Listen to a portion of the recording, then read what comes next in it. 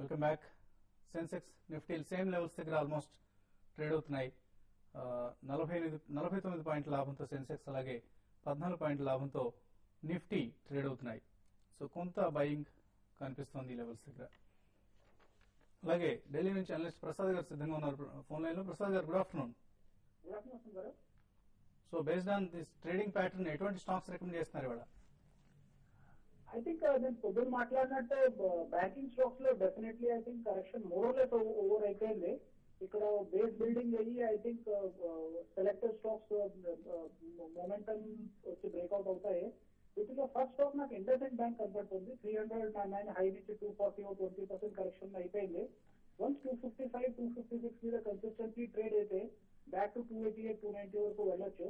So 252 253 247 stop loss పెట్టుకుని IndusInd bank current level లో కొనుక్కోవచ్చు. 255 క్రాస్ అవుతున్న పొజిషన్స్ చేసుకోవచ్చు. మీడియం టు లాంగ్ టర్మ్ మంచి investment stock. Because I think long term కి I think it is HDFC in the making private sector bank లో. But that will take around 4 to 5 years. But definitely structural changes bank లో చాలా వచ్చాయి. Kasa ratio improvement అయింది. కొత్త management చాలా dynamic గా ఉంది. కొత్త CEO. సో లాస్ట్ 2-3 quarters నుంచి ఫినామినల్ పర్ఫార్మెన్స్ కనబడుతుంది. టెక్నికల్లీ ఐ థింక్ 20% కరెక్షన్ తో స్ట్రాంగ్ బాటమ్ అవుట్ అయిపోయింది. కొంచెం టైం పడుతుంది కానీ స్లో అండ్ స్టడీలో నెక్స్ట్ 1 to 2 months 288 290 వరకు వెళ్ళొచ్చు. ఓకే అండి, థ్యాంక్ యూ ప్రసాద్ గారు. So next caller Janaki line ఉన్నారు కడప నుంచి. హలో, గుడ్ ఆఫ్టర్నూన్ అండి. జిందాల్ 2 months అవుతుంది. 660 లో బై చేస్తాము.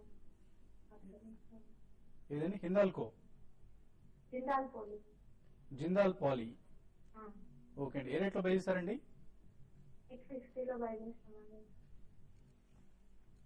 ఓకే అండి, సో జిందాల్ పాలీకి సంబంధించినటువంటి ఆల్ BOPP స్టాక్స్ చూసామండి. పాలిస్టర్ ఫిలిం స్టాక్స్ అన్నమాట.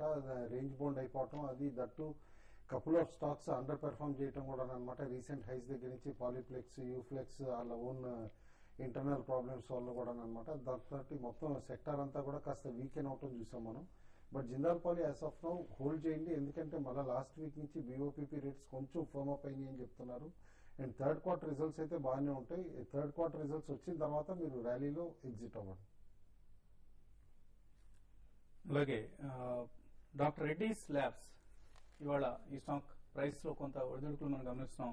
ప్రధానంగా కంపెనీ సంబంధించిన బొల్లారం ప్లాంట్ లో gas leakage, nitrogen gas leak ప్రమాదంలో 2 మరణించడం జరిగింది. అలాగే 4 గాయపడటం జరిగింది. సో ఈ కారణం కూడా కొంత స్టాక్ ప్రైస్ పై ప్రభావం చూపిస్తోంది. సో పెద్దగా ఆస్తి నష్టం అయితే ఎటువంటి ఆస్తి నష్టం లేదు, కేవలం ప్రాణ నష్టం మాత్రమే జరిగింది. సో స్టాక్ ప్రైస్ పై మాత్రం ప్రస్తుతం కొంత స్వల్ప నష్టాల్లో ట్రేడ్ అవుతోంది, అరౌండ్ 16-17 రూపీస్. ఇంకోటి కేర్ఫుల్ గా అబ్జర్వ్ చేస్తానండి, లాస్ట్ 5 to 6 సెషన్స్ లో డాక్టర్ రెడ్డి దాదాపు 200 రూపీస్ తగ్గిపోయింది అనమాట హై నుంచి. అయితే ఒక కోఇన్సిడెన్స్ అవ్వచ్చు, డాక్టర్ అంజిరెడ్డి గారు 50,000 షేర్స్ అమ్మారనమాట. జస్ట్ 4 days బ్యాక్ డిస్క్లోజర్స్ లో వచ్చింది, BSE డిస్క్లోజర్స్ లో. Maybe that is also having a negative impact on the stock price అనుకో. ఓకే అండి, next caller. Hello hello hello, yeah, ఎక్కడి నుంచి మాట్లాడుతున్నారండి? అమలాపురం అండి. చెప్పండి. అమలాపురం నుంచి వేణుబాబు. రిలయన్స్ క్యాపిటల్ అండి. ఏ రేట్ లో కొన్నారు? తీసుకొచ్చారండి.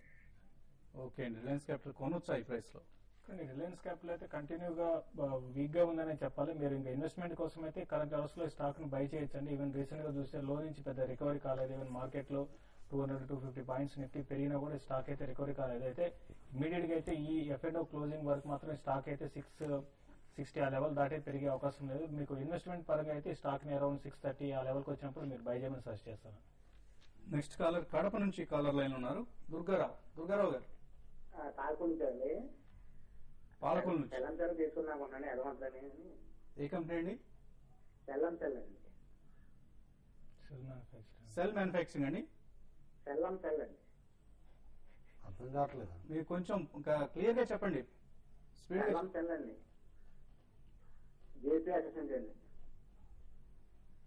లేదండి, మీరు స్పెల్లింగ్ చెప్పండి. సెల్లం సెల్ అండి, బట్టల కంపెనీ అండి.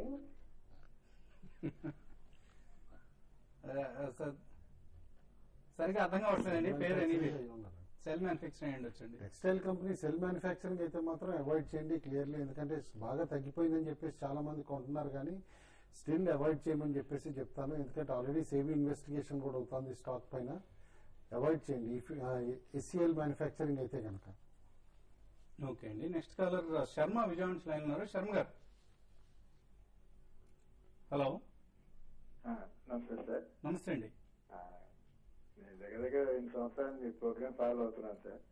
ఓకే. ఇది ముఖ్యంగా కుటుంబరావు గారి గైడ్ లైన్స్, మీ వసంత్ గారి మీ గైడ్ లైన్స్ చాలా చక్కగా ఉన్నాయి. నెట్ లో కూడా నేను టీవీ5 డాట్ మనీలో చక్కగా నేను కుటుంబరావు గారు చెప్పింది ఫాలో అవుతుంటాను. థ్యాంక్ యూ ఏం సార్. చెప్పాలంటే ఆ స్థలాలు కొంచెం నేను బెనిఫిట్ కూడా పొందాను చాలా మటుకు. ఈ క్లారిటీ కెమికల్స్ ఇట్లాంటివన్నీ కొన్నాను వాళ్ళు చెప్పిన సలహా మీద. Very good. Thank you. Ticket నేను 138 లో తీసుకున్నాను. హోల్డ్ చేయమంటారా లేకపోతే ఇంకా యావరేజ్ పోమంటారా? ఏ చాలా కంపెనీ? బాగుంటుంది సార్ మీ ప్రోగ్రామ్. కంపెనీ పేరు ఒకసారి చెప్పండి శర్మ గారు. సిఎట్ సార్. సిఎట్. సిఎట్ టైర్స్. సిఎట్ టైర్స్ 138 లో బై చేశారు. అవును సార్. కొంచెం టైర్ కంపెనీస్ అన్ని వీకెట్ పైన ఉన్నాయండి ఎస్ఎఫ్ లో, ఎందుకంటే రబ్బర్ ప్రైజెస్ హిస్టారికల్ హైస్ దగ్గర ఉన్నాయి అనమాట. ఇన్ఫాక్ట్ 30-year హైస్ దగ్గర హోవర్ అవుతున్నాయి. అండ్ ఈవెన్ మలేషియన్ ప్రొడక్షన్ కూడా కాస్త తక్కువ ఉందని ఈసారి ఎక్సెస్ రేంజ్ వల్ల చెప్తున్నారు. కాబట్టి గ్లోబల్ ప్రైజెస్ అన్ని కూడా తగ్గకపోతే స్ట్రాంగ్ సేల్స్ ఉన్నా కూడా కంపెనీస్ మేజర్ ప్రాఫిట్స్ రిపోర్ట్ చేయలేకపోతాయి. కాబట్టి కాస్త కేర్ఫుల్ గా ఉండటమే బెటర్ అండి.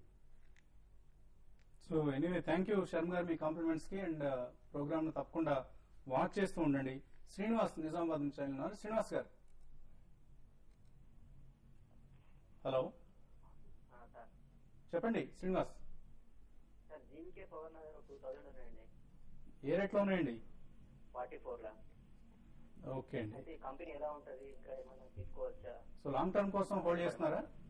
Long term. ఓకే అండి. జీవీకే పవర్ అయితే మీరు లాంగ్ టర్మ్ కోసం అయితేనే మీరు హోల్డ్ చేయండి. ఇప్పుడు స్టాక్ అయితే 45 ఆ లెవెల్ దాటడం చాలా కష్టం కనపడుతుంది. రీసెంట్ గా మార్కెట్లు బాగా బుల్లిష్ అండి, లిక్విడిటీ ఉన్నప్పుడు కూడా 48 రూపీస్ దాటలేదు. అయితే మీరు మరీ ఇప్పుడు ఇమీడియట్ అయితే నేను అనుకోవడం 45, 48 ఆ లెవెల్స్ దాటి పెరిగే అవకాశం లేదు. కాబట్టి మీరు ఒక 6 to 8 months probably next year ending లో మాత్రం స్టాక్ లో కొంచెం అప్ ట్రెండ్ రావడానికి అవకాశం ఉంది. పవర్ అండ్ ఇన్ఫ్రాస్ట్రక్చర్ స్టాక్స్ కూడా పెరగడానికి అవకాశం ఉంది. కాబట్టి ఒక 1 year టార్గెట్ పెట్టుకుంటే మాత్రం స్టాక్ లో ఇన్వెస్ట్ చేయండి, లేదంటే మాత్రం వద్దండి. నెక్స్ట్ కాలర్ నర్సాపూర్ నుంచి లైన్ ఉన్నారు. కృష్ణకుమార్ గారు హలో. హలో నమస్తే అండి. నమస్తే అండి. నమస్తే అండి. ఈ రోజు శేషు గారు ఇండియా ఇన్ఫర్లైన్ చెప్పారండి. ఓకే అండి. అది 83.20 దగ్గర బై చేసా అండి. అంటే ఏం చేయాలి, పొజిషన్ క్యారీ చేయొచ్చా లేకపోతే? ఇంట్రాడే కోసం తీసుకోమన్నారా మిమ్మల్ని? అవునండి, మరి ప్రొద్దున చెప్పారు కదా. స్టాప్ లాస్ పెట్టారా? పెట్టామండి 82, ఇంకా 80 అండి. ఓకే అండి. ఇప్పుడు ఇండియన్ ఫోలైన్ మార్నింగ్ 1 రూపీ అట్లా వచ్చిందండి. తర్వాత స్టాక్ అయితే స్లోగా అక్కడే అదే లెవెల్లో ఓవర్ అయింది. మీరు ఇంటర్డేకి అయితే ఈ రోజు క్లోజ్ చేయండి. మీరు పొజిషన్ మీరు హోల్డ్ చేసుకోవాలి అంటే మాత్రం హోల్డ్ చేసుకోండి. ఇక్కడ నుంచి డౌన్ సైడ్ కూడా పెద్దగా పడడానికి అవకాశం లేదు. కంపెనీ బైబ్యాక్ చేస్తుంది ఈ స్టాక్స్ ని, అందుకని ఈ స్టాక్ ఇంకా పెరిగే అవకాశం ఉంది. అట్లీస్ట్ ఇక్కడ నుంచి 6 to 8 rupees next 2-3 trading session లో పెరగొచ్చు. ఇంటర్డే అనుకుంటే మాత్రం క్లోజ్ చేయండి, లేకపోతే హోల్డ్ చేసుకుని కూడా నష్టం పెద్ద ఉండకపోవచ్చు అండి. ఓకే అండి. సో ఇండియా ఇన్ఫోలైన్ ప్రస్తుతానికి హోల్డ్ చేయండి. Next caller hello. Hello. Hello hello sir. Hello sir. చెప్పండి, ఎక్కడి నుంచి మాట్లాడుతున్నారండి? సార్ నేను హైదరాబాద్ నుండి మాట్లాడుతున్నాను సార్. ఓకే అండి, చెప్పండి. భారతీయ ఎయిర్టెల్ 286 లో బై చేశాను సార్. Very good. అయితే ఇప్పుడు దాన్ని ఇంకా హోల్డ్ చేయొచ్చా లేకుంటే తీసేయచ్చా సార్? సెల్ చేసేయచ్చు. భారతీయ ఎయిర్టెల్ నుంచి ఎగ్జిట్ కావచ్చు ఈ రేట్లో.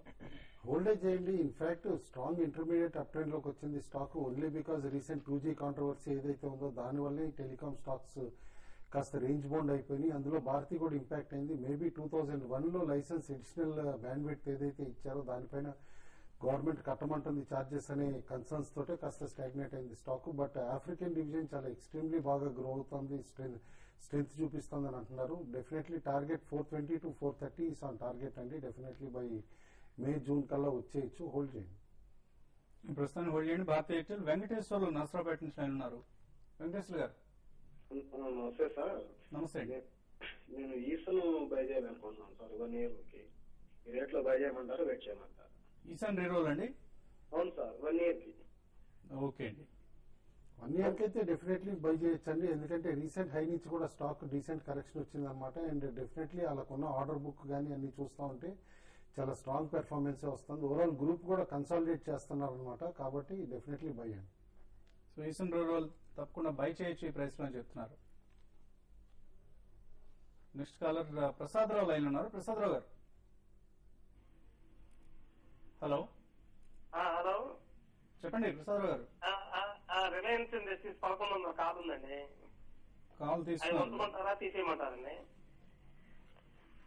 రిలయన్స్ ఇండస్ట్రీస్ అయితే ఈ F&O క్లోజింగ్ వరకు స్టాక్ బాగా పెరిగే అవకాశం ఉందండి. అయితే ఈ రోజు కొంత ప్రాఫిట్ బుకింగ్ అనేది స్టాక్ లో కనపడుతుంది.